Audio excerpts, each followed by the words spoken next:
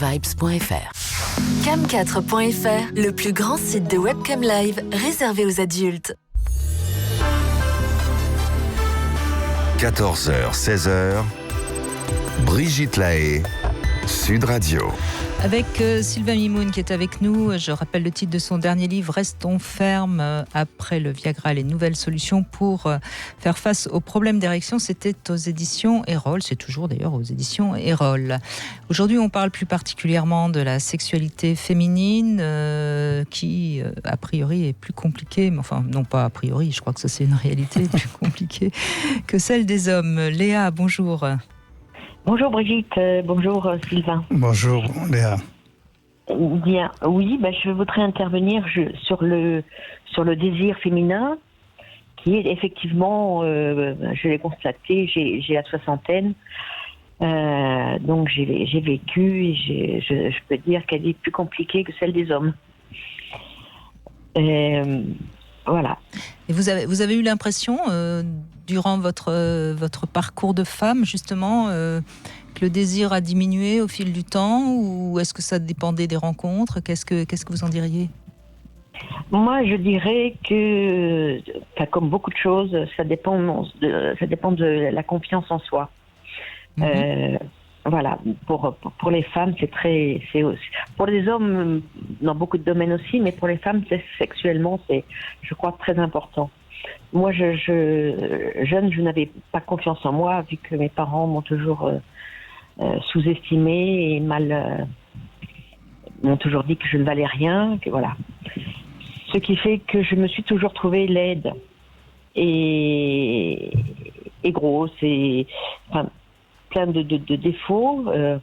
Quand je regarde les photos maintenant, je me dis que c'était vraiment pas le cas. Mais c'est vrai, Sylvain Mimoun, la manière dont une femme se perçoit physiquement, ça joue son rôle. Hein. C'est ça qui va faire qu'elle va lâcher prise ou pas lâcher prise. C'est pour ça d'ailleurs que son amoureux, s'il sait lui parler, il va lui redonner confiance et elle va s'ouvrir à lui. C'est comme ça que les choses se déroulent. Positivement, en tout cas. Oui. Donc moi, j'ai subi cette chose-là pendant une grande partie de ma vie. Quand un homme posait ses mains sur moi, j'avais l'impression qu'il touchait un monstre. Et à chaque partie de mon corps, je frissonnais, j'avais peur qu'il me le dise. Et donc je ne pouvais pas me donner à lui parce que je ne pensais qu'à ça. C'était très intellectualisé. Jusqu'au jour où oui, justement, c'est la question que j'allais vous poser. Où je suis devenue naturiste. Et donc j'ai offert mon corps au soleil. Et je sentais cette douce caresse du soleil sur tout mon corps. Et là, je n'avais plus honte. Au contraire, je percevais ça sensuellement très, très, très, très fort. C'est intéressant parce qu'on voit, vous le dites avec d'autres mots, mais je vais le dire avec des mots plus clairs pour tous. Au lieu d'attendre de l'extérieur une confirmation de votre sensualité, elle est venue de l'intérieur. C'est-à-dire que vous avez senti que votre peau, quelque part, grâce au soleil, était réceptive au plaisir. Oui, tout à fait, c'est ça. Oui.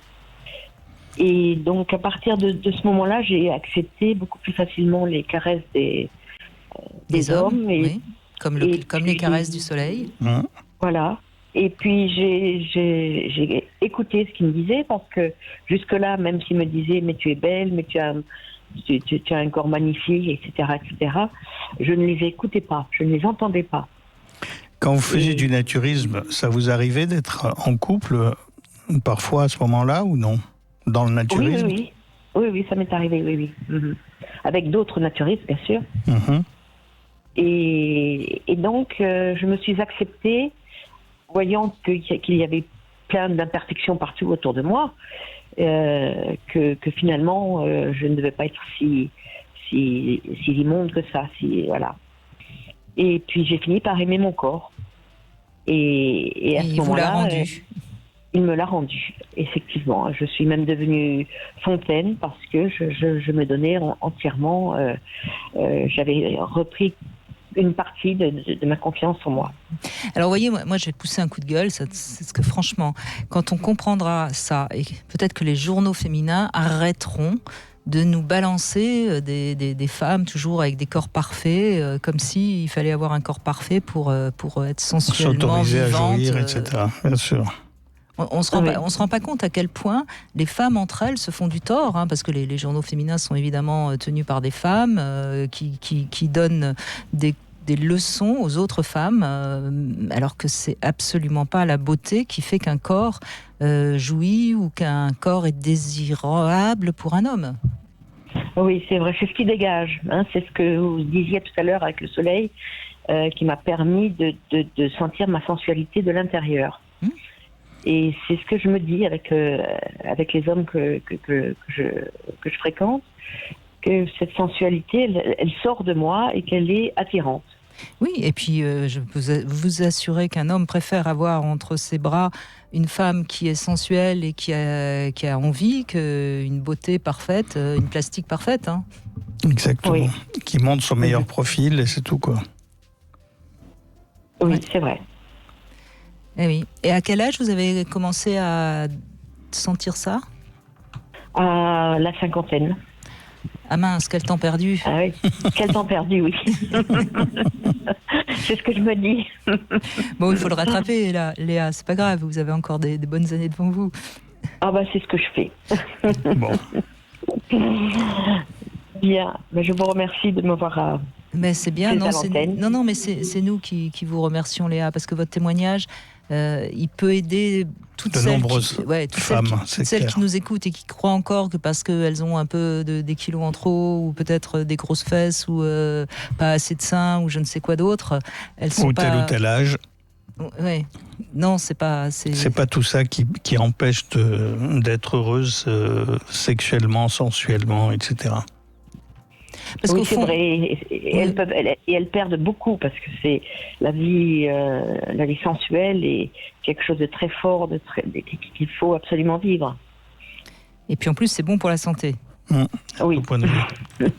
Non, mais c'est vrai, je veux dire, autant le rappeler, hein, ne pas avoir de sexualité du tout, ça ne fait pas mourir, certes, mais en avoir, ça permet de se maintenir en meilleure santé. Exactement. Donc, tant qu'à faire, hein, autant tout prendre. Merci beaucoup, Léa. Merci à vous. Et je vous remercie. Alors, on Au va revoir. continuer, Au revoir. évidemment, dans la deuxième heure. Hein, Sylvain Mimoun a évoqué la sexualité féminine. Je trouve le témoignage de Léa est assez représentatif, hein, de Exactement. ce que vivent les femmes. Hein. Exactement. Et heureusement qu'il y en a qui arrivent malgré tout à ouvrir le haut du couvercle et découvrir le chemin par elles-mêmes. Voilà. Alors c'est vrai aussi que quand on a la chance d'avoir des parents qui nous ont donné confiance, une bonne estime de nous-mêmes, on démarre une sexualité Plus généralement plus facilement. Hein, mais il y a toujours moyen de se réveiller et de se dévoiler à son propre désir. Alors toute la semaine, je vous ai promis des devinettes du chat, hein, de Philippe Geluck. Alors j'aime beaucoup celle-ci.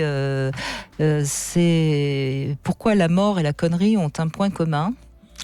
On pourrait même dire pourquoi le mort et le con ont un point commun. Alors a priori, on peut vraiment se demander pourquoi.